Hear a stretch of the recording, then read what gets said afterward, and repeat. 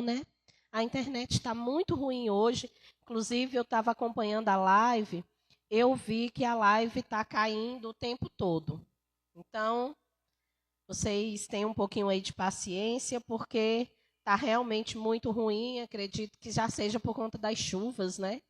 Aí começa tudo a desandar um pouquinho, a internet já fica bem ruim. Mas, de toda forma, a gente deixa para o final, tá bom? Não tem problema, não.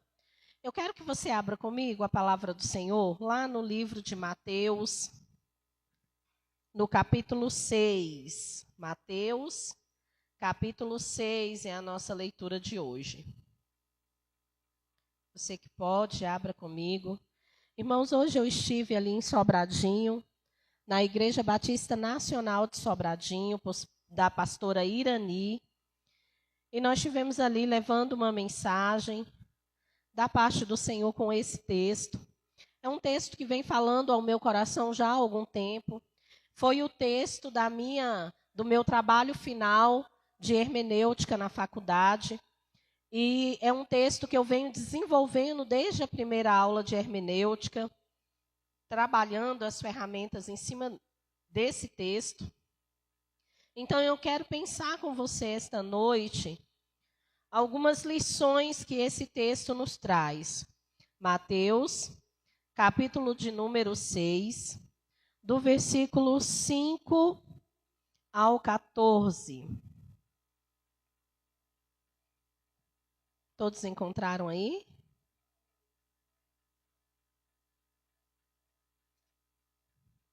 Diz assim o nosso texto: E quando orardes, não sejais como os hipócritas, pois gostam de orar em pé nas sinagogas e nas esquinas das ruas para serem vistos pelos homens.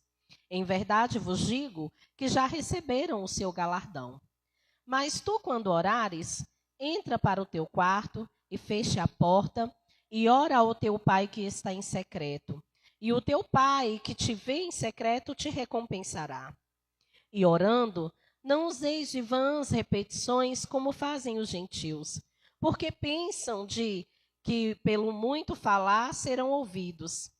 Não vos assemelheis, pois, a eles, porque o vosso Pai sabe exatamente do que vós necessitais, antes mesmo de tê-lo pedido.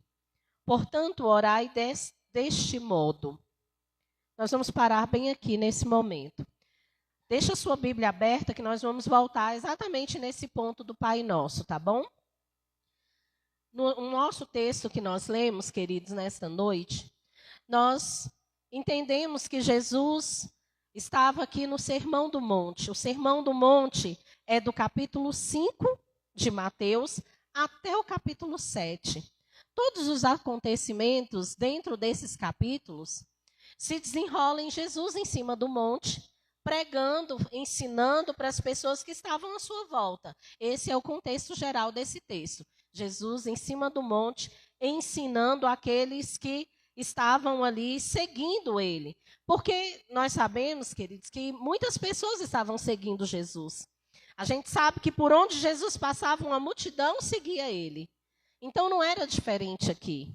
Por isso foi necessário Jesus subir ao monte. Ele subiu ao monte para ser ouvido, para ser bem compreendido pelas pessoas. Foi esse o ato de Jesus ao subir no monte. E, queridos, ali, naquela multidão, Jesus começou a ensinar primeiro as leis morais, começou a mostrar, olha, você não pode matar, remetendo lá ao Êxodo, você não pode roubar, você não pode cobiçar o que não é seu, desejar o que não é seu. Jesus vem trazendo uma série de ensinamentos morais para explicar para a gente como a gente tem que viver diante dele. Jesus faz esse ensinamento para nos lembrar que existem regras que nós devemos seguir como cristãos, que existe uma conduta que nós devemos seguir. Só que, queridos, Jesus em seguida vem ensinando sobre a maneira de orar. Vocês percebem que o texto não fala, se você for orar, O texto não fala, se você resolver orar, Lu, você vai orar assim. O texto fala, e quando orares, sabe por quê? Porque a oração é para todo mundo. A gente não pode ser cristão se nós não oramos. Nós precisamos da prática da oração. A prática da oração é imprescindível para a nossa vida. Se nós queremos ter uma intimidade com Deus, nós devemos orar, nós devemos buscar ao Senhor através das nossas orações. Queridos, mas como eu devo orar? Por que eu devo orar? Para que eu devo orar? Você precisa sempre fazer essas perguntas dentro de todo o contexto que você vai vivendo diante do Senhor. É necessário que você faça algumas perguntas. Por que eu tenho que fazer isso? Em que circunstâncias eu tenho que fazer isso? Para quê? Então, nós temos que fazer perguntas ao texto. E as perguntas que nós fazemos ao texto hoje é, por que eu devo orar? Por que, irmã Raimunda, você precisa orar ao Senhor? Por que, Elis, você precisa buscar a presença de Deus através da oração? Porque Jesus não sabe do que nós precisamos? O texto diz que Jesus sabe do que nós precisamos antes mesmo de nós falarmos. Então, por que eu preciso orar? Por que eu preciso me relacionar dessa forma com Deus? Porque a oração é o elo de ligação entre o homem e o Senhor. Porque a oração é o elo de intimidade entre você e Deus. Então, você precisa orar, porque a oração te liga a Deus. A oração é a ponte entre você e o Pai. É aquela chave virada através da oração que Deus age na sua vida. E não é de fora para dentro, mas de dentro para fora. Deus começa a trabalhar em você, começa a trabalhar na sua vida, quando você se rende em oração aos pés dele. Queridos, mas o texto que nós lemos, Jesus vem dizendo como não devemos orar. Ele começa falando, Lu, você não pode orar como os fariseus. Ele vem falando, olha, se você se comportar como eles, você é um hipócrita. O que os fariseus faziam? Quem sabe? Qual era a forma que... Você está botando cola aí, não devia, né? Qual era a forma que os fariseus usavam para orar? E aí? Em público, nas esquinas, aonde mais? O texto é bem claro. Como eram as orações dos fariseus? Repetitiva, nas ruas, nas sinagogas, em voz alta. Porque o objetivo dele qual era? Ser visto. Olha, eu estou aqui. Eu tenho santidade, eu busco ao Senhor. Eu sou santo. Você pode olhar para mim, porque eu estou refletindo a Deus. Eu tenho intimidade com Deus. Pode olhar. Os fariseus eram uma raça, era um povo que era conhecido porque eles tinham influência religiosa e também na comunidade, de uma maneira geral. Eles influenciavam outras pessoas. Então, para que eles pudessem manter essa aparência de santidade, de alguém, uma casta santa, eles faziam tudo isso para que todos vissem as suas atitudes. E é engraçado, queridos, que quando Jesus os chama de hipócritas, um hipócrita na época de Jesus era um artista. O termo hipócrita na época de Jesus era usado para artistas de teatro. Pessoas que pegavam a máscara, colocavam com um pauzinho na frente do seu rosto para contracenar uma situação. Então, o hipócrita que Jesus está falando aqui é alguém que finge ser quem não é. Alguém que parece ser, mas não é. Você até está vendo a imagem ali, mas ela não é exatamente aquela pessoa. Esse é o hipócrita. E é interessante porque Jesus começa a ensinar para a gente sobre a oração, nos mostrando um efeito contrário. Nos mostrando um exemplo ruim sobre oração. Olha, 3 vezes ao dia, os fariseus fazem isso. O problema está em orar? Não. O problema está na motivação que eles tinham para fazer isso. O problema estava em eles 3 vezes ao dia orarem? Não, Daniel orava 3 vezes ao dia. Era uma prática comum da época. Você orar 3 vezes ao dia, tinha um horário certinho das orações. E eles faziam essa prática. O problema está que eles faziam com a motivação errada. Eles faziam para serem vistos, porque eles queriam aparecer, eles queriam se amostrar, eles queriam mostrar uma santidade que não era deles. E aí Jesus continua dizendo, olha, também vocês não podem orar como os gentios. Por quê? Porque eles usam de vãs repetições. Então, queridos, 2 formas erradas de orar. Para se aparecer, para querer mostrar uma falsa santidade, algo que você não está vivendo. E a outra é você repetir a mesma coisa diante de Deus o tempo inteiro.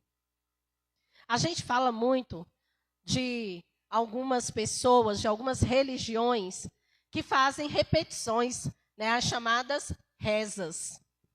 E às vezes a gente critica que essas pessoas caminham dessa forma. E sim, né, claro que a palavra do Senhor diz que nós não devemos orar como eles, porque eles vêm repetindo sempre a mesma coisa e o coração já não está mais ali naquilo que está fazendo. Mas, ao mesmo tempo, quantas vezes nós estamos na igreja e parece que nós não estamos? Nós estamos orando, mas parece que nós não estamos. O pastor ou a pessoa que está ministrando fala, vamos fechar os nossos olhos, vamos orar. E muitas vezes você está, amém, Jesus. Amém, Jesus. Amém, Jesus. Você nem sabe mais o que está acontecendo. Se perdeu no seu pensamento, já se deixou levar por alguma coisa e você já não está aí, virou uma vã repetição. Por quê, queridos? Porque em todo o nosso caminhar, nós precisamos observar e precisamos ser diligentes com relação ao que nós fazemos. Porque senão vira repetições. O estar na igreja vira uma mera repetição. Não, hoje é domingo, hoje é dia de ir à igreja. Né? Então nós vamos à igreja. Mas precisa ter um porquê, você precisa ter um objetivo maior. O estar aqui precisa suprir em você uma necessidade de busca, de conhecimento do Senhor, de estar diante de Deus. Queridos, então nós não podemos usar de vãs repetições, ficar apenas repetindo as mesmas coisas, as mesmas ações. Nós não podemos ficar repetindo as mesmas palavras, nós precisamos de estar inteiramente na presença do Senhor. Nós precisamos estar inteiramente buscando ao Senhor. O nosso tempo é tão escasso aqui. E se nós não pararmos para observar isso, quando nós vemos, nós já estamos como gentios, usando de vãs repetições. Queridos, mas é aqui no ponto crucial da palavra que nós vamos ficar quando Jesus começa a nos ensinar como nós devemos orar. Nós ouvimos 2 casos que nós não devemos seguir. Nós não devemos querer orar para mostrar para alguém que nós somos alguma coisa. Isso significa que você não pode orar em público? Não, não é isso, você pode. Não, eu posso orar na igreja? Posso. Posso orar por alguém na rua? Pode, por que não? A motivação do seu coração precisa ser buscar ao Senhor. Precisa ser adorar ao Senhor, agradar a Deus. Porque se a motivação não for essa, a gente se perde em nós mesmos e perde todo o sentido o que nós estamos fazendo. Mas aí Jesus vem te ensinar uma oração padrão, universal, que liga todos os seres humanos em um mesmo intuito de adorar, em um mesmo sentido de busca, que é essa oração do Pai Nosso. Eu quero que você dê continuidade comigo aí. No versículo 9, ele diz assim, Mateus 6, a partir do versículo 9. Portanto, orai deste modo: Pai nosso que estás no céu. Queridos, nós somos filhos. Nós fomos recebidos por Deus como filhos em Jesus Cristo. O Pai é nosso. Nós somos filhos. E o início da oração vem dizendo, Pai nosso, e ele está onde? No céu. Você percebe que quando a oração começa, vem mostrando para você um pai que se relaciona com você. Um pai nosso. Um pai próximo. Um pai que está caminhando com você. Mas também um pai que está lá no céu. Que é dono de todas as coisas. Que é soberano sobre todas as coisas. E ele continua dizendo, santificado seja o teu nome. O Senhor não precisa que eu santifique o nome dele. O Senhor não precisa de mim para que o nome dele seja santo. Mas ele espera que através da minha e da sua vida, o nome dele seja glorificado. O nome dele seja santificado. Que a minha ação, que a minha vida demonstre o Deus que eu sirvo. E que através das minhas ações, ele seja glorificado, ele seja santificado. Não é que ele precise de mim, mas que a minha vida deve refletir a santidade dele todos os dias. Então, essa é a nossa oração padrão. E aí ele diz, venha o teu reino e seja feito a tua vontade, assim na terra como no céu. Queridos, nós recebemos o reino de Deus em Jesus Cristo. O reino de Deus veio até nós em Jesus Cristo. Nós pregamos sobre a mesa, nós vamos voltar à mesa sábado. E nós precisamos entender que essa mesa foi ampliada em Jesus Cristo. Acabou aquele preferencialismo para um único povo. Nós fomos aceitos no reino de Deus, em Jesus Cristo. Venha a nós o teu reino. Seja feita a tua vontade, Deus. Como é difícil nós vivermos exclusivamente a vontade do Pai. Nós pararmos de fazer as coisas do nosso jeito e experimentarmos viver apenas daquilo que Deus tem para nós. Porque nós criamos expectativas em tudo que nós fazemos. Então, essas expectativas nem sempre estão de acordo com o que Deus tem para nós. Então, nós temos que ansiar e desejar, e nós temos que orar, pedindo ao Senhor que seja feito a vontade dEle, assim na terra como no céu. Senhor, seja feita a tua vontade, na terra e no céu. O pão nosso de cada dia nos dá hoje. Deus tem suprido as suas necessidades. Deus tem cuidado da sua casa. Deus tem te dado o pão de cada dia. Deus tem colocado na sua mesa a provisão. A nossa oração precisa ser sobre isso. Senhor, o pão de cada dia nos dai hoje. Nós não podemos ficar presos naquilo que vai acontecer daqui 10 anos, 10 dias, um mês. Nós precisamos confiar que o Senhor é aquele que provém hoje para nós. Abraão levou seu filho até o monte sem saber se Deus proveria ou não o sacrifício. Dependendo de Deus. E muitas vezes, queridos, nós estamos tão ansiosos com o amanhã que nós deixamos de depender de Deus. Nós nos esquecemos de depender dEle, de deixar Ele conduzir as nossas vidas. E aí Ele vem e diz, perdoa-nos as nossas ofensas, assim como nós temos perdoado aos nossos devedores, ou a quem nos tem ofendido. Que coisa difícil, né, irmã Raimunda? As pessoas nos ofendem, as pessoas nos ferem, as pessoas nos machucam. E Jesus vem dizendo, olha, Pai, perdoa as nossas ofensas como nós perdoamos quem nos ofendeu. Sabe quem te machucou? Você tem que liberar perdão. Sabe quem te feriu? Você tem que liberar perdão para essa pessoa. É tão difícil. Porque nós temos, muitas vezes, argumentos para não perdoar.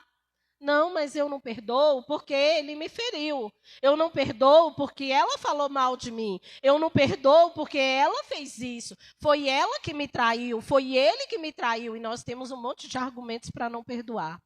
Mas a palavra diz que nós somos perdoados por Deus. E nós devemos perdoar os nossos devedores. E a nossa oração precisa ser essa também. Deus, eu quero perdoar, ensina-me a perdoar. Porque eu sou pecadora, eu sou falha. E eu quero que o Senhor trabalhe na vida do outro como trabalha na minha. E o texto continua dizendo, versículo 13. E não nos deixeis cair em tentação, mas livra-nos do mal. Porque teu é o reino, o poder e a glória para sempre. Senhor, não nos deixes cair em tentação. Quantas pessoas estão caindo em tentações nesses dias? Quantos homens e mulheres de Deus estão caindo em tentação nesses dias? Estão pecando contra Deus nesses dias e sendo escândalo aos fiéis? Quantas pessoas não estão sendo usadas por Satanás nesses dias para desviar outras pessoas do caminho do Senhor, através do seu mau comportamento? Olha, queridos, que tristeza. Mas o texto vem dizendo, e não nos deixeis cair em tentação. Senhor, apesar de eu estar sendo tentado, que o Senhor não permita que eu caia em tentação. Que o Senhor não permita que eu pereça, que eu ceda a essa tentação, mas que o Senhor me livre de todo o mal. Essa também deve ser a nossa oração. Que o Senhor nos livre de todo o mal e não nos deixe cair em tentação. Porque teu é o reino, o poder e a glória para sempre. Queridos, há algo que Deus não possa fazer? Eu faço essa pergunta todos os dias. Às vezes eu vejo uma pessoa ou outra falando, olha, porque fulano fez um trabalho, porque ciclano, não sei o que, eu fico pensando, eu sempre me venho isso à mente. Eu falo, Senhor, eu não duvido que Satanás possa fazer. Eu não duvido, queridos. Eu sei que ele pode. Eu já fui alvo disso, eu tenho certeza que Satanás, ele pode encontrar oportunidade na minha vida. Se eu der essa oportunidade, ele vai entrar e vai fazer um estrago. Mas, queridos, se nós nos mantemos fiel ao Senhor, se o nosso coração continuar firmado na palavra de Deus, se nós continuamos buscando a Deus em oração, selando as nossas casas através da presença do Espírito Santo, queridos, Satanás pode fazer o que for, mas não entra, não vai bater em retirada, não tem como. Ou então eu vou dizer que Satanás é mais poderoso que Deus? Eu vou dizer que ele tem mais poder para agir na minha vida do que o próprio Deus? Eu sirvo a um Deus poderoso. Nós finalizamos a oração dizendo, porque teu é o reino. Teu, de quem? De Deus é o reino. O poder e a glória para sempre. Se eu creio nesse Deus, a minha oração precisa ser, Deus, teu é todo o poder, toda a glória, toda a majestade, e a minha casa está selada pelo Senhor, a minha vida está guardada pelo Senhor. Entende isso? Nós não podemos colocar Deus e Satanás no mesmo patamar. Como assim? Eu vou acreditar mais que Satanás está fazendo do que Deus está fazendo? Como eu vou acreditar mais que Satanás está destruindo a minha casa, mas eu sou uma mulher de oração, estou buscando ao Senhor e Deus não está selando a minha casa? Como assim, gente? Não faz sentido nenhum na minha cabeça. Satanás ter todo esse poder na minha casa quando eu sirvo a Deus. Então nós precisamos orar ao Senhor, buscar intimidade com o Senhor, entendendo que dele é o reino, o poder e a glória para sempre. Que ele é poderoso. E ali ele vem dizendo no versículo 14, porque se perdoardes aos homens as suas ofensas, também vosso Pai celestial vos perdoará. Olha que interessante, ele termina a oração e ele volta no perdão. Porque a falta de perdão abre brechas para o inimigo trabalhar nas nossas vidas. A falta de perdão adoece a gente. Você nunca ouviu falar de uma pessoa que adquiriu um câncer porque era uma pessoa amargurada e as raízes de amargura entraram dentro dessa pessoa e a adoeceram? Porque, queridos, é como um câncer dentro de nós a falta de perdão. Vai crescendo, vai criando raízes. E quando nós vemos, nós estamos doentes. Porque nós não liberamos perdão. Nós precisamos liberar perdão. E eu estou falando para você, ouvindo Deus falando para mim. Então não se preocupe quando eu trago uma palavra para você, por mais dura que ela pareça ser, Deus já está falando comigo nessa palavra. Deus passou esses dias todos falando comigo nessa palavra.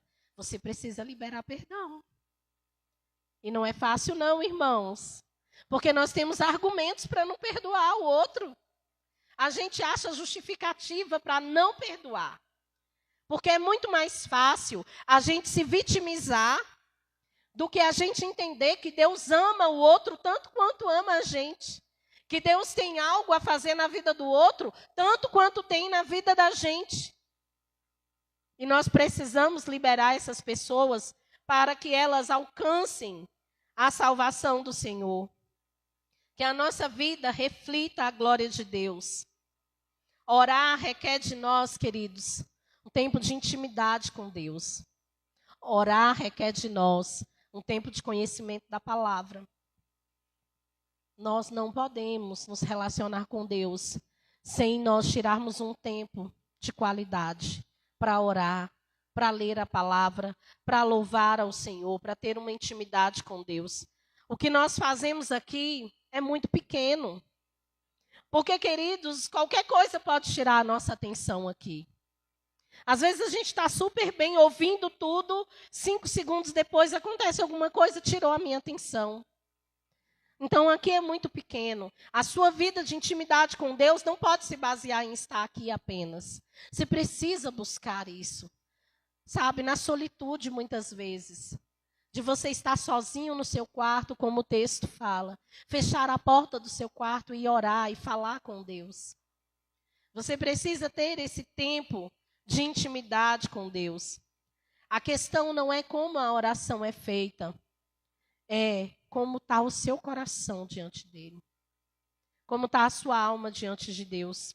O que está motivando você a buscar a presença dele? A se relacionar com ele? E nós precisamos pensar sobre isso. Não podemos viver de rituais vazios, de performance diante das pessoas. Nós não podemos pensar que a nossa vida com Deus se baseia apenas em estar na igreja. Isso é muito pequeno e se muitas vezes você não consegue estar inteiramente aqui, atento à palavra de Deus, imagine se você não tiver uma vida de intimidade com Deus, quando as coisas acontecerem na sua vida, você não vai ter estabilidade para lidar com seus problemas. Você vai desandar muito rápido. Porque a sua vida com Deus, se for só isso aqui, está errado. Então, busque intimidade com Deus.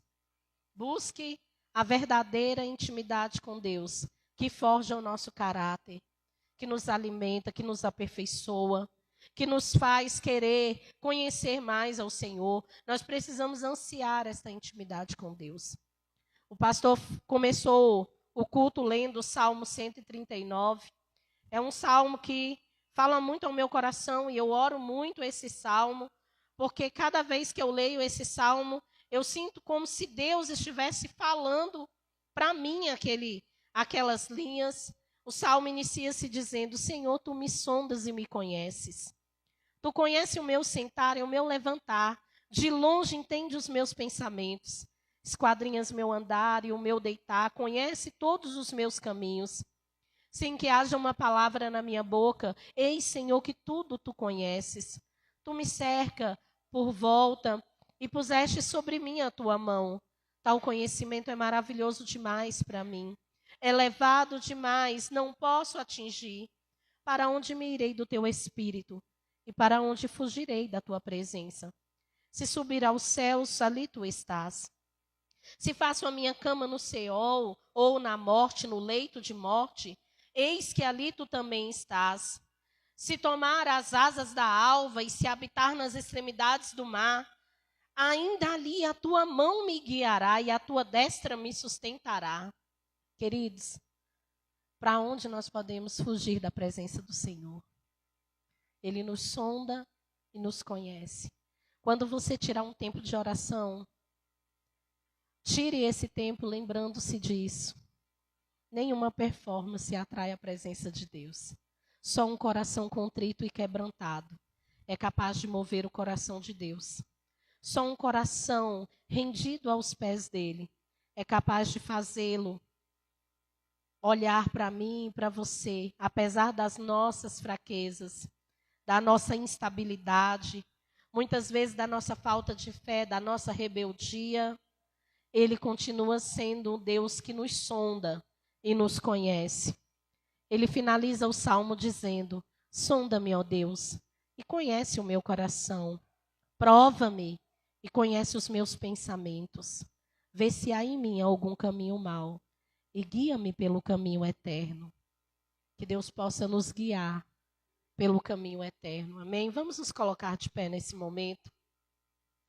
Eu quero orar com você. Busque intimidade com Deus.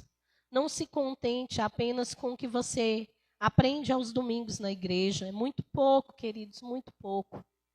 Se nós bem pensássemos, nós estaríamos debruçados na palavra de Deus constantemente, porque chegarão dias em que o homem vai procurar por isso e não vai encontrar.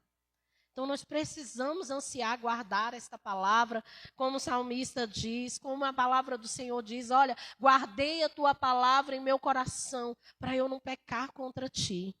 Para que nós não venhamos a cair em tentações, nós precisamos guardar a palavra de Deus, amém?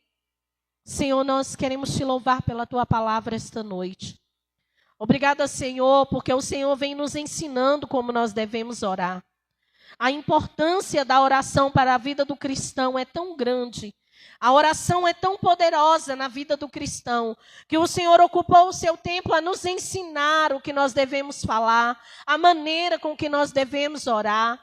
Mas, acima de tudo, o Senhor se pôs a nos ensinar como nós devemos nos prostrar diante de Ti, nos render diante de Ti em oração. Não é apenas um rito, Deus, Senhor, como vãs repetições, não é uma performance diante das pessoas, é